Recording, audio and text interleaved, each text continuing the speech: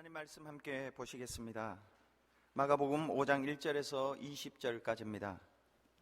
마가복음 5장 1절에서 20절 주보 뒷면에 나와 있습니다. 제가 봉독해 올리겠습니다. 예수께서 바다 건너편 거라사인의 지방에 이르러 배에서 나오심에 곧 더러운 귀신 들린 사람이 무덤 사이에서 나와 예수를 만나니라. 그 사람은 무덤 사이에 거처하는데 이제는 아무도 그를 쇠사슬로도 맬 수 없게 되었으니 이는 여러 번 고랑과 쇠사슬에 매였어도 쇠사슬을 끊고 고랑을 깨뜨렸음이러라.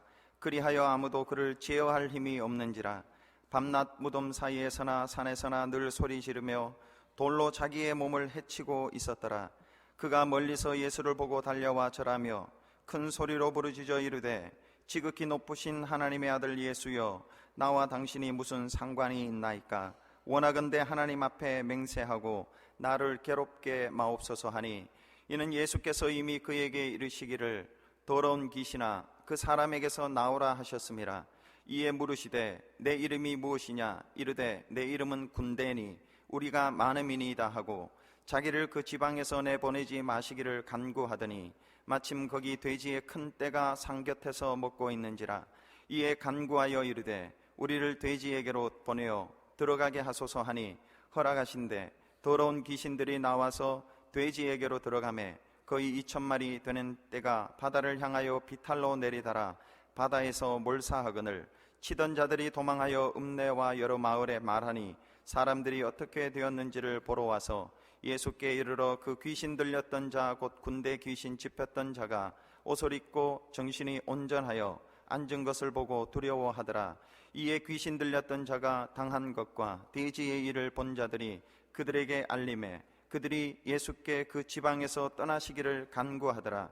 예수께서 배에 오르실 때에 귀신 들렸던 사람이 함께 있기를 간구하였으나 허락하지 아니하시고 그에게 이르시되 집으로 돌아가 주께서 내게 어떻게 큰 일을 행하사 너를 불쌍히 여기신 것을 내 가족에게 알리라 하시니 그가 가서 예수께서 자기에게 어떻게 큰 일 행하셨는지를 데가볼리에 전파하니 모든 사람이 놀랍게 여기더라. 우리에게 주시는 하나님 말씀입니다.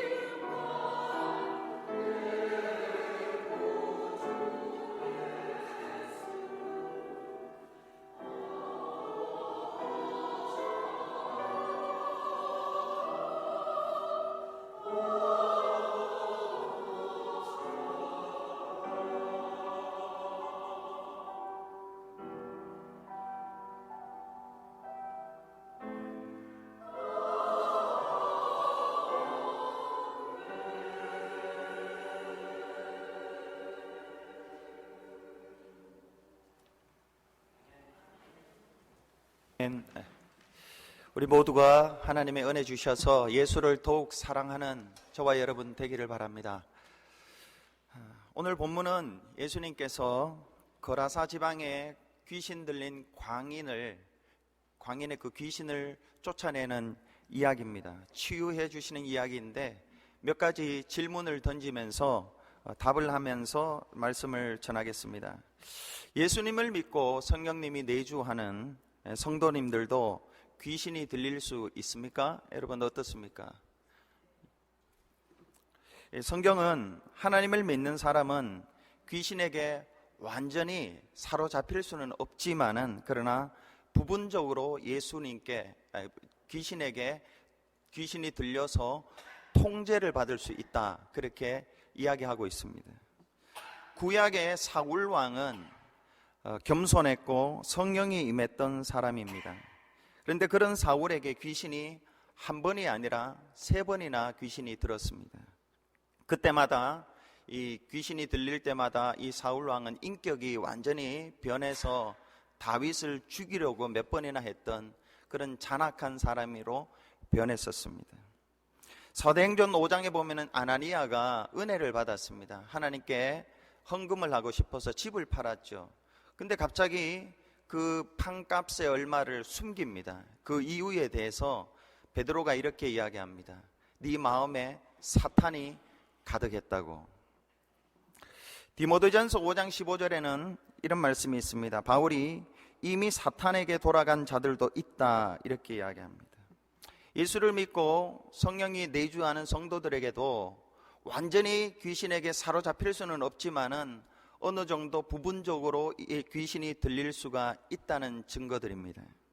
그럼 어떤 경우에 성도들이 귀신의 통제를 받을 수가 있는가, 귀신이 들릴 수가 있는가 할 때 에드 머피라는 목사님이 영적 전쟁이라는 책에서 이렇게 4가지 부류의 사람들이 귀신 들릴 수 있다, 이렇게 이야기합니다.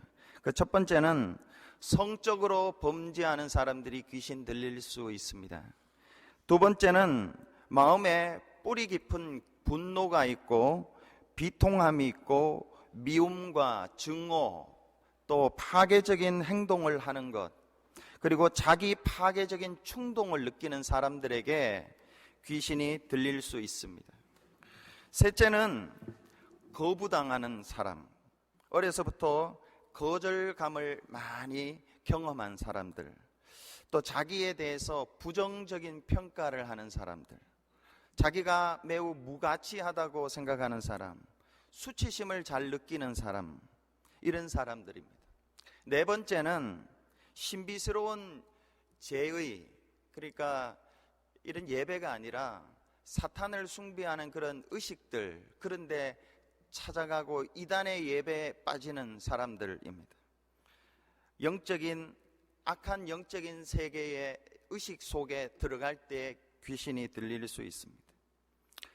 이런 목록, 금방 말씀드린 목록 가운데 제가 금방 빨리 말씀드려서 그런데 어떤 파트는 내게도 이런 부분이 있구나, 이렇게 공감하신 분들이 있을 것입니다. 사람마다 약한 부분이 있습니다.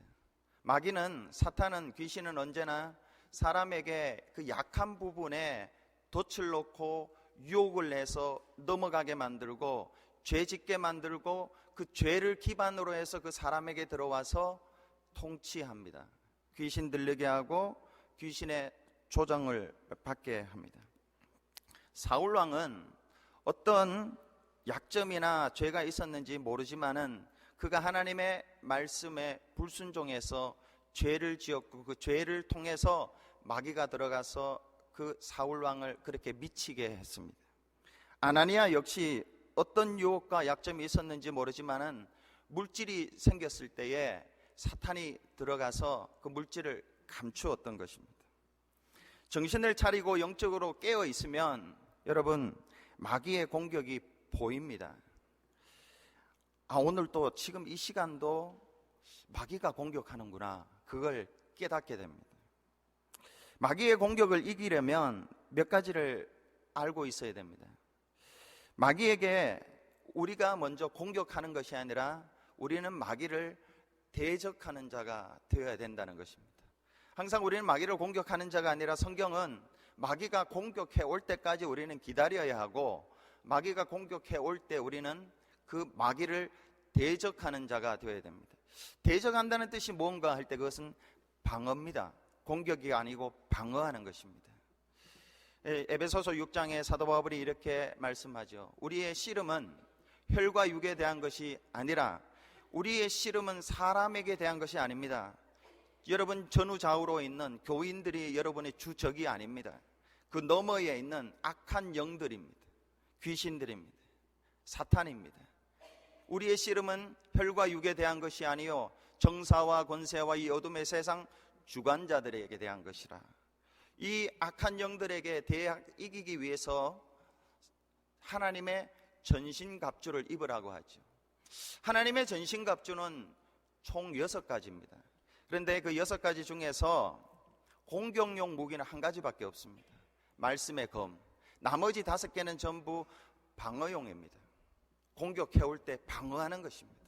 굳게 서서 믿음으로 굳게 서고 진리의 띠를 띠고 구원의 투구를 쓰고 평안에 예비한 신을 신고 의의 흉배를 붙이고 굳게 서 있는 것입니다. 오늘도 지금 마귀가 나를 공격하는구나. 공격할 수 있습니다. 그렇지만 거기에서 굳게 서서 이겨내야 돼요. 마귀의 멸망은 우리가 하는 것이 아닙니다. 우리는 대적하고 쫓아내는 거고 마귀의 멸망은 예수께서 다시 오실 때 재림하실 때 마귀를 예수님께서 멸하십니다.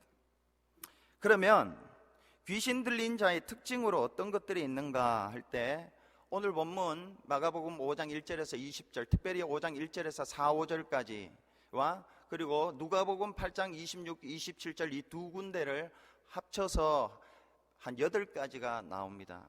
누가복음 8장 27절을 좀 우리 같이 한번 읽어보시겠습니까? 시작.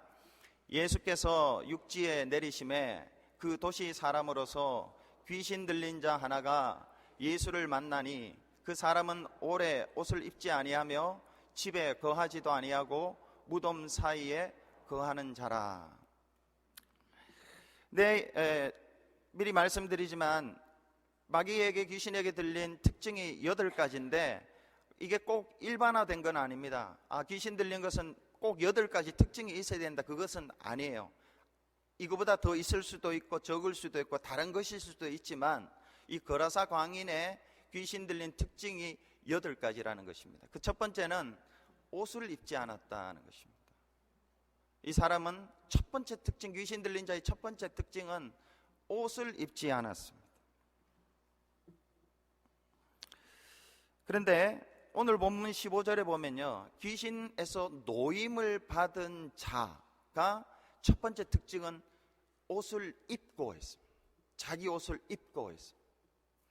그러니까 마귀는 옷을 벗게 만듭니다. 그리고 옷 벗은 자를 보게 만들어서 범죄하게 합니다. 근데 하나님은 아담과 하와가 범죄해서 자기가 옷을 벗은 것을 보고 두려워하고 부끄러웠을 때 무화과 나뭇잎으로 옷을 만들어 입혀주셨습니다. 성경님은 예수 그리스도의 의의 겉옷을 입으라고 하셨습니다. 성경님은 하나님의 전신갑주를 입으라고 하셨습니다. 하나님은 우리에게 옷을 입혀주시는 분이고 마귀는 옷을 벗게 만드는 사람. 그러니까 과다한 노출이라든가 그런 것들은 악한 영의 역사일 수 있습니다. 그것을 좋아하고 그것을 보는 자들은 악한 영에게 속해 있을 수 있다는 것입니다. 두 번째, 집에 거하지 않습니다. 성령이 거하는 사람은 하나님의 집에 머물기를 너무 사모합니다. 시편 84편 1절에서 4절까지를 개해 선고를 했는데 하나님의 집에 거하기를 사모한다고 했습니다. 그리고 오늘 본문에도 예수님께서 귀신 들렸던 자를 집으로 돌아가서 내 가족에게 복음을 전하라 그렇게 이야기합니다. 그러니까 귀신이 들리고 마귀에게 사로잡힌 자는 방황하고 유리합니다. 한 군데 오래 진득하게 머물지 못하고 이쪽 저쪽을 자꾸 다닙니다. 몰려다닙니다. 셋째로 귀신 들린 자의 특징은 무덤 사이에 거합니다. 이 말은 홀로 있으려 합니다. 고립된 생활을 합니다. 남들이 가지 않는 어둡침침한 곳에 거하기를 원하는 것입니다. 오늘 마가복음 5장 7절에 마귀가 예수님을 만나서 이렇게 말합니다. 지극히 높으신 하나님의 아들 예수여, 나와 당신이 무슨 상관이 있나이까? 무슨 상관이 있나이까 할 때 무슨 관계가 있습니까 할 때 이 말은 나를 그냥 홀로 내버려 두십시오.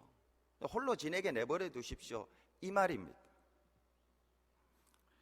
믿음은 여러분 관계입니다. 하나님과의 관계고 사람과의 관계입니다. 믿음이 좋다는 것은 홀로 굳게 사는 것이 아니라 더불어 잘 사는 것입니다. 예수님께서 새 계명을 너희에게 주느니 서로 사랑하라고 하셨습니다. 믿음이 있는 사람은 절대로 홀로 있지 않습니다. 함께 있는 것입니다. 관계가 좋아지는 것입니다. 네 번째로 더럽습니다.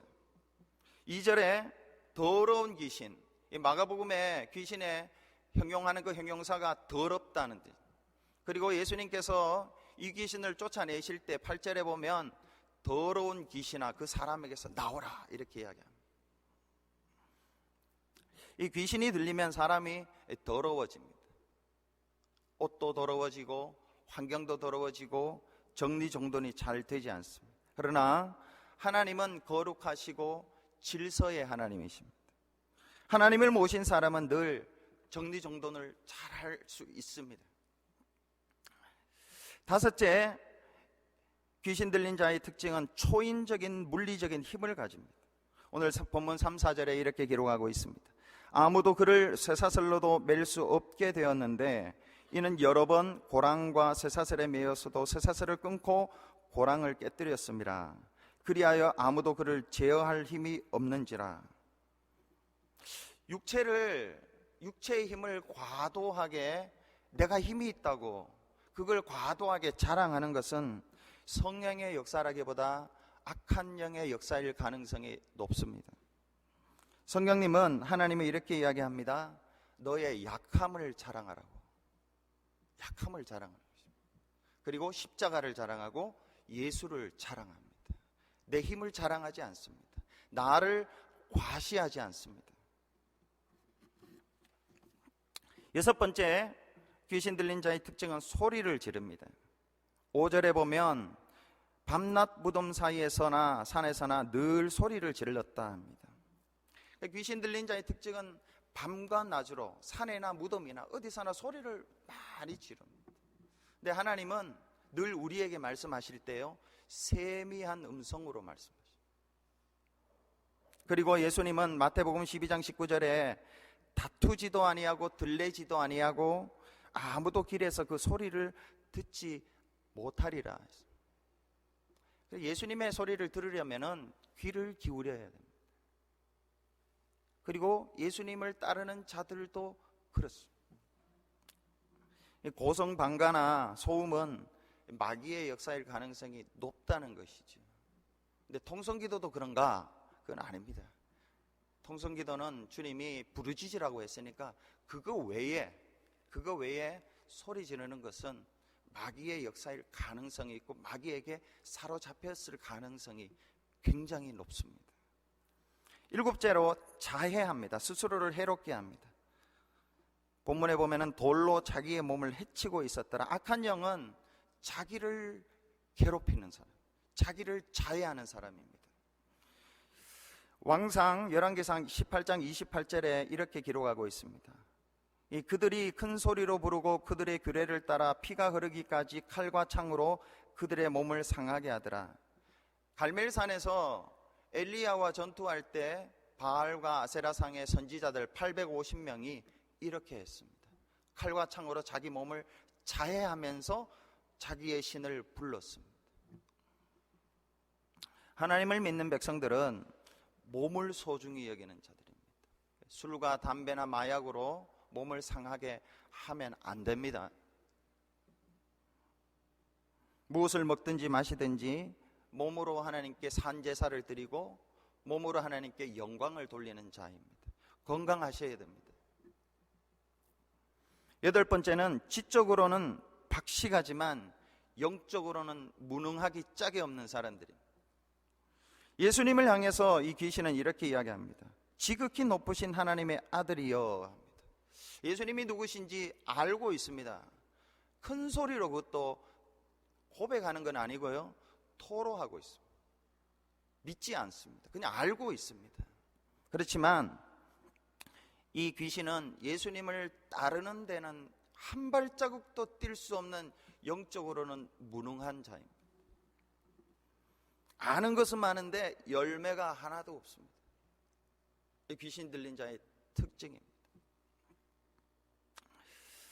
성경은 이 사람에게 들어갔던 귀신이 군대 귀신이라고 합니다. 군대라는 말은 헬라어로 레기온이고 군단이고 6,000명을 의미합니다. 6,000이라는 6,000 뭐라고 해야 될지 모르겠습니다. 6,000마리라고 해야 될지 6,000명이라고 해야 될지, 그게 그 사람에게 들어가서 역사를 하니까 8가지 특징이, 이게 적은 것이죠. 사실은 어마어마하게 이 인생이 무너진 것입니다. 누가 이 사탄의 권세에서 이 귀신 들린 사람에게서 건져 주실 수 있나? 사람은 할 수 없습니다. 그 사람이 아무리 세상적으로 능력이 있고 경험도 많고 지식도 있고 소유도 많다 할지라도 절대로 안 됩니다. 결심이 안 됩니다. 열정도 소용없습니다. 몇 사람이 합쳐도 안 됩니다. 6,000이라는 군대라는 의미가 그걸 이야기해 줍니다. 예수님이 내 이름이 뭐냐 물었을 때 그 이름을 알고 싶어서 물었던 게 아니라 그 군대 귀신이 그 사람에게 어떤 피해를 끼쳤는지를 알고 싶어서 그런 거예요. 사람의 힘으로는 절대로 할 수 없습니다. 우리가 이걸 분명하게 알아야 돼요. 마가가 전해주는 복음은 예수님이 거라사 광인을 그렇게 강력한 사탄의 권세에서 한마디 말씀으로 건져주셨다는 것을 우리에게 가르쳐 줍니다. 예수님이 그 당시에 살아계실 때는 말 한마디로 쫓았지만은 지금은 예수님의 이름이라는 권세를 우리에게 주셨습니다. 예수 이름에 권세가 있습니다. 여러분, 예수 이름으로 사탄을 쫓아내면 나가는데 왜 그런가를 잠시 설명을 해드리겠습니다. 예수께서 저와 여러분 대신에 저와 여러분이 알게 모르게 많은 죄를 저지릅니다. 그 죄 때문에 사탄이 들어와서 우리를 통치합니다. 죄가 없어야지 사탄이 사라지는데 그 죄를 없이 하는 길은 우리의 결심이 아닙니다. 선행도 아닙니다. 평생 선행해도 저와 여러분이 지은 죄를 없이 할 수 없습니다. 뭘로 여러분과 제가 지은 죄를 속함을 받을 수 있는가? 예수님이 대신 하나님의 진노의 심판을 받으셨습니다. 이거예요. 오늘 마가가 이 귀신 들린 사람의 모습을 통해서 저와 여러분에게 뭘 보여주느냐 하면요, 예수님이 이 사람처럼 저와 여러분을 위하여 이런 고난을 당하셨다는 것을 보여주는 거예요. 예수님이 벌거벗으셨죠. 예수님이 사람들에게 고립되었습니다. 다 떠나갔습니다. 격리되었습니다. 도시 밖 무덤에서 채찍에 맞아 피 흘리시면서 십자가에 달려 죽으시고 사람들이 알아듣지 못하는 소리를 질렀는데 그 말이 엘리 엘리 라마 사박다니, 하나님이여 하나님이여 어찌하여 나를 버리시나이까. 그 전까지는 예수님이 단 한 번도 하나님을 향하여 하나님이라 부르지 않았습니다. 아버지라고 불렀습니다. 그러나 이 십자가에서 저와 여러분이 하나님을 아버지라고 부르게 하기 위해서 예수님은 아버지라고 부르지 못하고 하나님이라고 부른 거예요. 이 어마어마한 비참한 상황을 예수님이 대신 당해 주셨어요. 공짜가 아닙니다. 불법이 아닙니다. 합법적인 거예요. 하나님의 진노의 심판을 대신 받으셨고 마귀에게 속해 있는 우리를 속전을 주고 사온 거예요. 저와 여러분이 그런 사람들이에요. 하나님의 진노의 심판을 받아야 되는데 그 진노의 심판의 자리에 예수님이 대신 계시요. 마귀에게 속전을 주고 구해와야 되는데 그 속전으로 예수님을 준 거예요. 그래서 예수의 이름으로 나가라, 너는 여기에 있을 권리가 없다 하면 나가는 것입니다. 예수 이름의 권세가 그런 것입니다.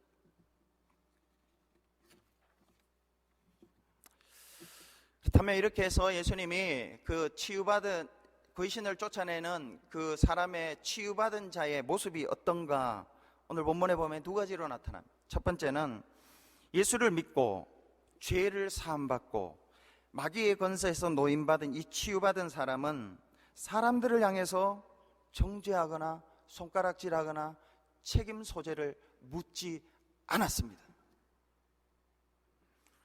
이 귀신 들렸던 사람이 예수님으로 인해 옷을 입고 온전해졌을 때 동네 사람들의 반응이 어땠는가 할 때요, 15절을 잠시 좀 띄워주시기 바랍니다. 같이 읽어보시겠습니다. 시작. 예수께 이르러 그 귀신 들렸던 자, 곧 군대 귀신 집혔던 자가 옷을 입고 정신이 온전하여 앉은 것을 보고 두려워하더라. 마지막 이 구절, 요게 답니다. 이게 그들의 리스판스예요. 자, 자기들이 알던 사람이 군대 귀신 집혔던 그 비참한 인생에서 구원을 받았을 때에 비쳤던 반응이 단 하나밖에 없어요.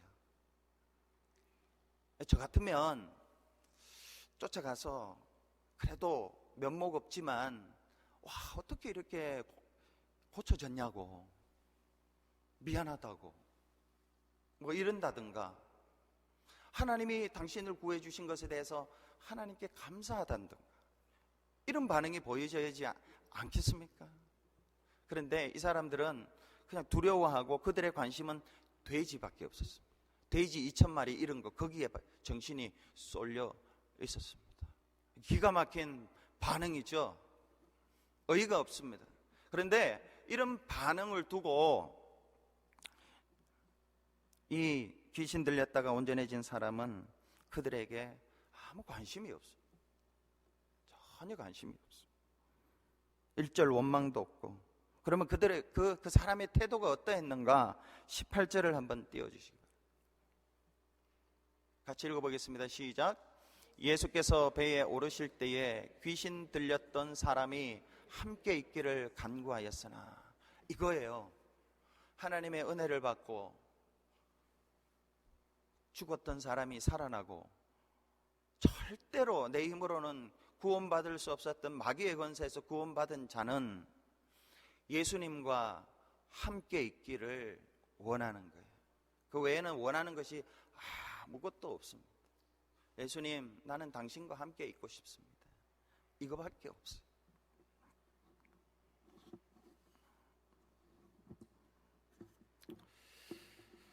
근데 예수님께서 그의 청을 거절하시면서 이렇게 말씀하십니다. 19절에 집으로 돌아가, 우리 같이 읽어보겠습니다. 시작.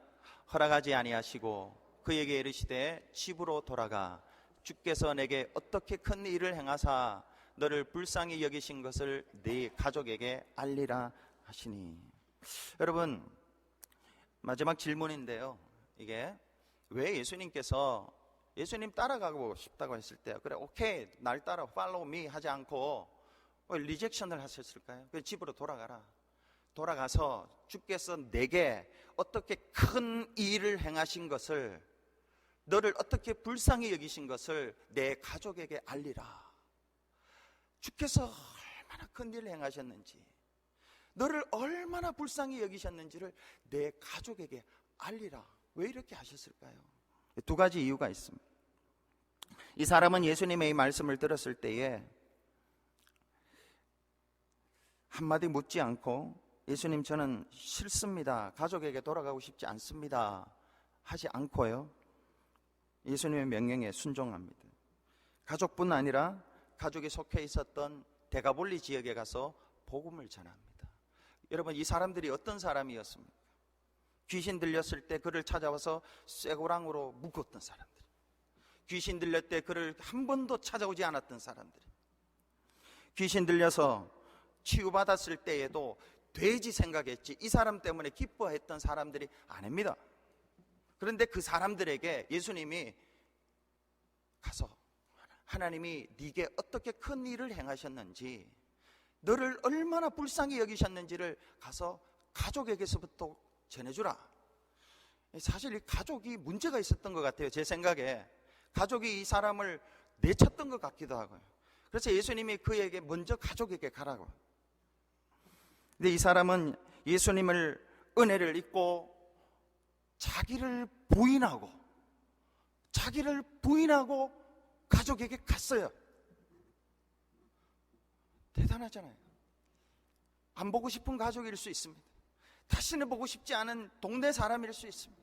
그렇지만 예수님 말씀하셨으니 자기를 부인하고 가족에게 가서 복음을 전하고 데가볼리에 복음을 전했어요. 그 데가볼리 사람들이 이 사람의 복음을 듣고 어떻게 변했는가? 마가복음 7장 31절에서 37절은 이렇게 기록합니다. 우리 같이 읽어보겠습니다. 좀 길지만 시작.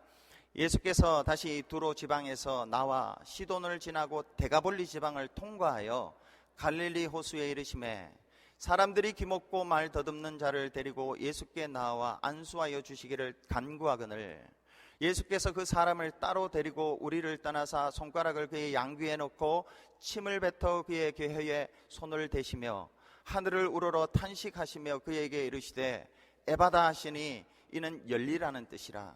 그의 귀가 열리고 혀가 맺힌 것이 곧 풀려 말이 분명하여 졌더라.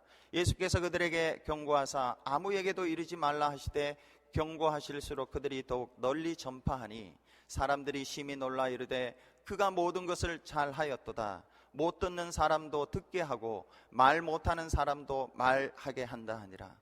쉽게 이야기하면요, 돼지에게만 관심이 있었던 사람, 자기에게만 관심이 있었던 사람이 남에게 관심이 있어졌고 그를 예수에게로 데려왔고 고침받게 하고 예수를 증거하는 사람들이 되었습니다. 누구 때문에? 이 귀 거라사 광인 이 사람이 예수 은혜 받고 자기를 부인하고 가족과 데가볼리에 복음 전했을 때 이런 일이 일어났습니다. 근데 예수님 따르지 못하게 하고 가족에게로 돌아가서 했던 더 큰 이유가 있습니다.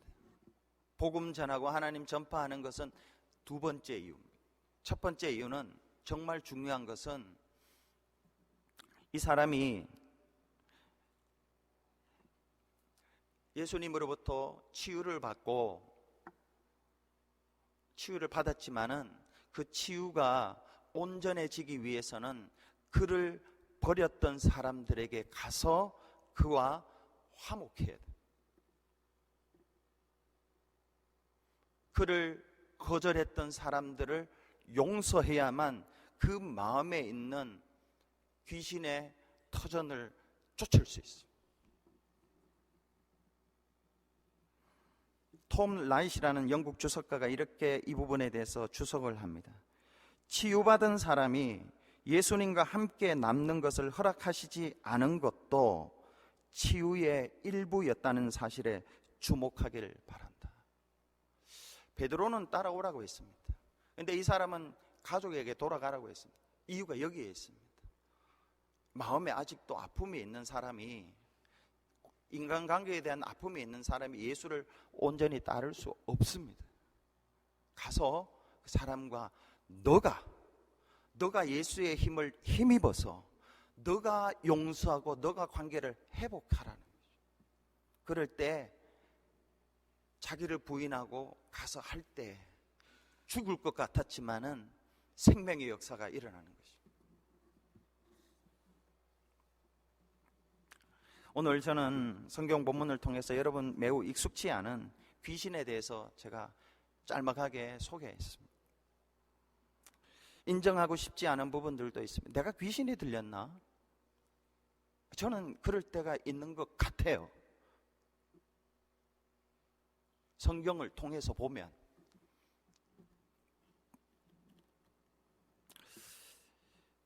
어떤 때는 그럴 때가 있어요. 남이 미워질 때가 있고요. 용서하지 못할 때가 있고요. 겉으로는 인자한 척 하지만 속으로는 그렇지 않을 때가 있어요.